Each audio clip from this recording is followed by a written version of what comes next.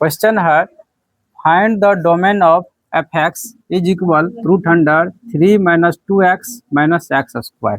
यानी कि ये जो फंक्शन दिया गया है इनका डोमेन प्राप्त करना कितना होता है। डोमेन को हिंदी में प्रांत कहते हैं।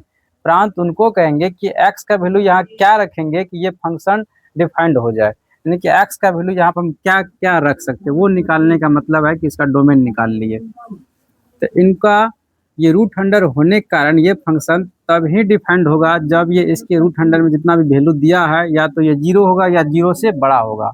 इसका मतलब इस कंडीशन में इनका डोमेन निकालने के लिए क्या करेंगे, 3 minus 2x minus X square is greater और इक्वल 0 हो जाएगा ये, तब ये फंक्शन डिफाइंड होगा। अब इनको सॉल्व कर लेते हैं।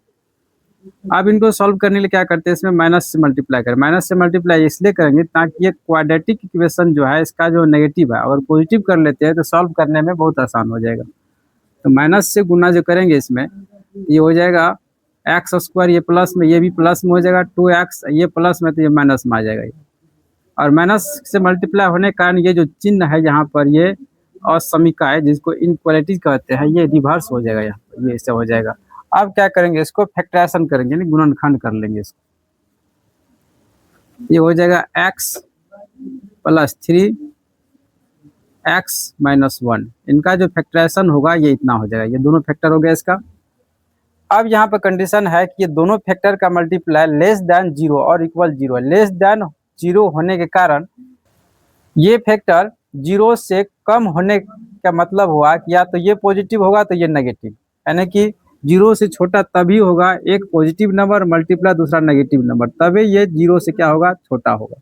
इसका मतलब एक तो अगर इसको 0 से हम बड़ा मानते हैं तो ये 0 से छोटा हो जाएगा। इनका दो कंडीशन क्या हो जाएगा, यानी कि x प्लस 3 इज ग्रेटर और इक्वल 0, और दूसरा फैक्टर इसका जो है x माइनस 1 इज लेस और इक्वल 0, ये हो जाएगा। इनको सॉल्व करते हैं तो x ग्रेटर और इक्वल इसको सेट करेंगे तो -3 हो जाएगा। इसी प्रकार इनको करेंगे तो x लेस और इक्वल 0 यानी कि 1 जगह सर तो प्लस में आ जाएगी। अब यहाँ पर दो कंडीशन आ चुका है। ये पहला कंडीशन कह रहा है कि x का वैल्यू -3 से बड़ा, दूसरा कंडीशन कह रहा है इसमें x का वैल्यू 1 से छोटा, यानी कि 3 से -3 से बड़ा होना चाहिए। तो -3 से बड़ा और 1 से छोटा होने के लिए इनको x मैथमेटिकल टूल्स के साथ ऐसे लिखेंगे, x इज बिलोंग्स टू